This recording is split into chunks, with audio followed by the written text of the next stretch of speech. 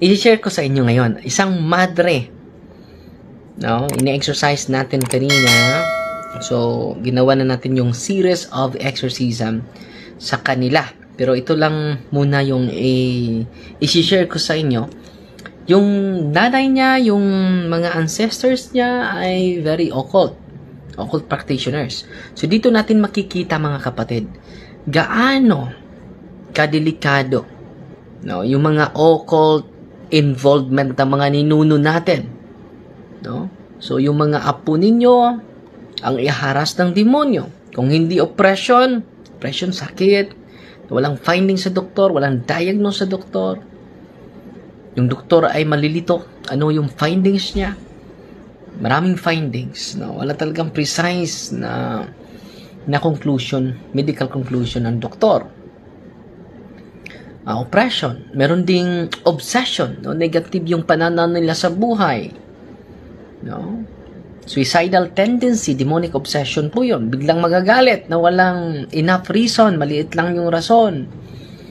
Hindi, pwede naman makausap ng maigi, madahanan, pero laging mainit yung ulo. Demonic obsession po yun. Dahil yun sa mga occult involvement natin. Kung ma-deliverance lang tayo, lagi, yung deliverance ay right dose of the spiritual harassment of the evil spirits. Ang ganda. And then, lahat tayo ay mag-receive ng sacrament. Ang ganda. No? So, our protection is in the sacrament. At mabigay yan sa lahat ng mga pari, mga kapatid.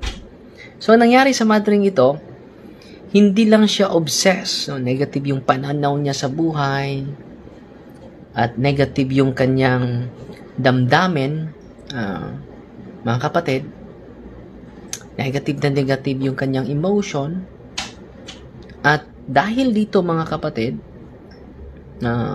yan ay demonic obsession. Ano ba yung doorway sa kanila? Yung mga occult involvement ng mga ninuno natin, ng mga ancestors natin.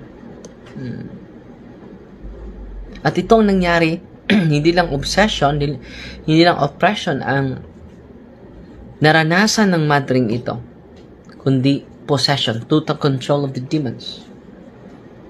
No? Alam nyo, kagabi, no, isang gabi or kagabi ba yon? Sabi ng madre, Father, nagising ako, hinubaran ako. Yun pa, spirit of incubus. Dahil yung mga spirits, mga occult spirits ay magpakilala sa kanila at magpakita sa kanila in a male form. So, ang kanyang appearance ay lalaki.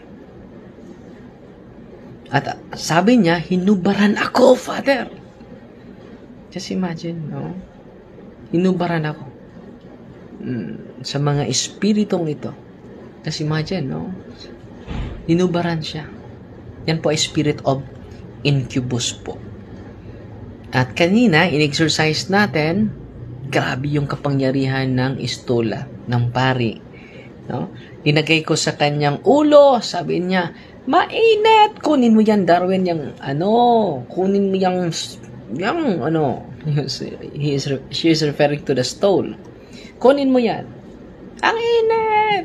Sumisigaw yung demonyo sa katawan ng madring ito. Kinuha ko yung cross, no? Nagay ko sa kanyang ulo, sumigaw na naman siya. Metal yung cross, mga kapatid. Metal. At ang nangyari, mga kapatid, sumigaw siya. So, dapat may mga sacramentals talaga tayo. Maturture yung mga unclean spirits using the sacramentals natin. So, ilagay natin sa pintuan yung cross natin na blessed ng pari. Ilagay natin yung mga middles sa ating mga pintuan na ilibing natin sa four corners sa ating bahay. Yung mga sacramentals, malaking tulong talaga. You cannot underestimate, sabi ni Father Sikia, sa kapangyarihan ng Diyos na kanyang inilagay sa mga blessed sacramentals, holy and exorcised sacramentals. No? At yung madring ito, ano ba yung improvement sa kanya? Nung una, sinisiris natin yung exorcism sa kanya. Yung una, mga kapatid, mag-react na siya During Mass, nagmimisa kami, sumigaw, lalabas, dahil doble ang init sa loob ng simbahan. Hindi niya mapigilan, mga kapatid.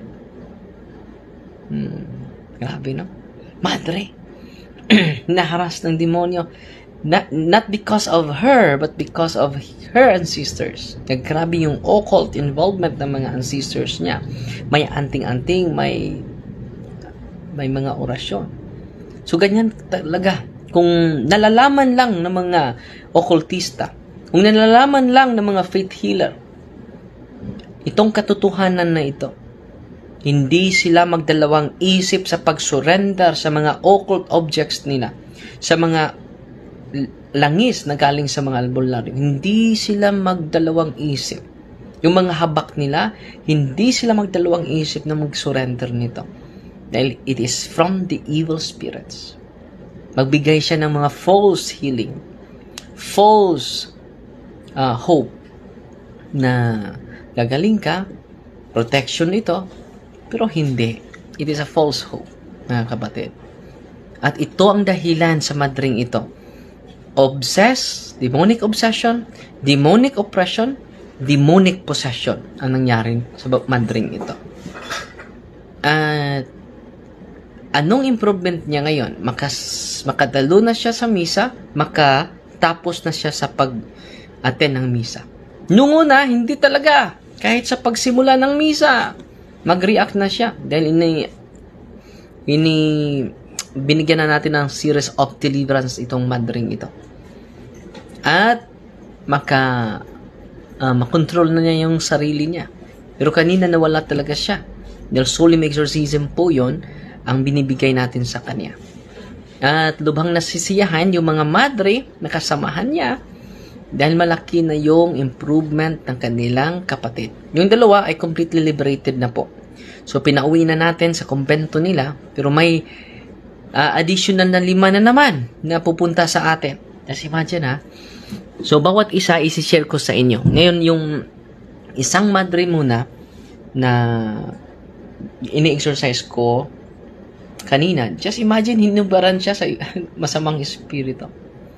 So, ito po ay pagpatunay. Satan is real. Baka hindi kayo naniwala ng demonyo. No? Kahit madre, hinaharas pa. Not because of her. Because she is so committed. She offers her life to God. Dahil madre nga eh. Anong doorway sa madring ito? Yung mga occult spirits, occult practices sa kanyang mga ninuno. Ang grabe, no? Satan is real talaga. At ngayon, nasisiyahan din ako dahil malaki yung improvement ng mga madring ito. Lalo-lalo yung isang madre, pangalanan natin Talpulana 1. No? Sa sunod na araw, isi-share ko sa inyo si Talpulana 2. Mga madre po ito. Hindi lang natin bigyan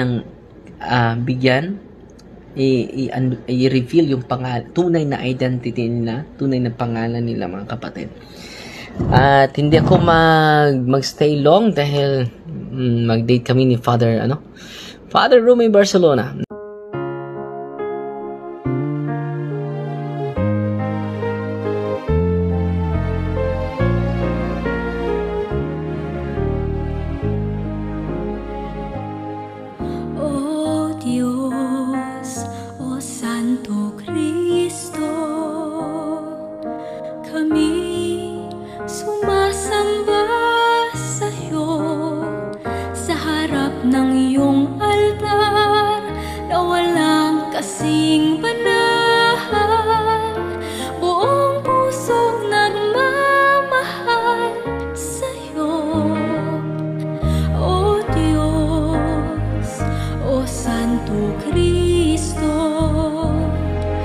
Tinubos mo ang kasalanan ng mundo. Ikaw ay namatay doon sa Kalbaryo upang bigyang liwanag ang mundo. Kami patuloy na mananalangin